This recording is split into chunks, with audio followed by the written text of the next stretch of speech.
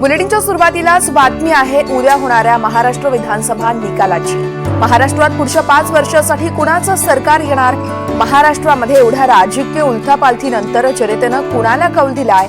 शिवसेना आणि राष्ट्रवादीच्या अस्तित्वाची लढाईत जनतेनं नक्की कुणाला खरी यावेळेस मानलं आहे? कुणाच्या पारड्यात मतं टाकली आहेत? भाजपची हवा ओसरली ही अजूनही कायम आहे?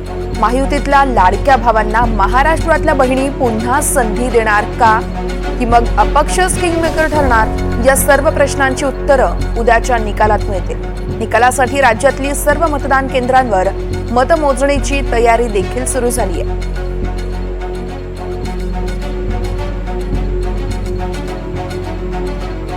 राजकीय उलथापालथी आणि त्यानंतर आता जनतेनं 20 तारखेला आपला कौल हा मतपेटीत बंद केलाय आणि आता बंद मतपेट्या या उद्या उघडण्याची वेळ आली आहे। उद्या महाराष्ट्राच्या विधानसभा निवडणुकीचा निकाल होतोय। पुढच्या 5 वर्षांमध्ये कुणाची सत्ता असणार हे उद्याच ठरेल। राजकीय उलथापालथी झाले आहेत, त्यामुळे आता लाडक्या बहिणी असतील, लाडक्या भाऊ असतील, हे सगळे नेमके कुणाच्या पारड्यात मत देऊन कुणाची सत्ता स्थापन करणार हे पाहणं महत्त्वाचं आहे।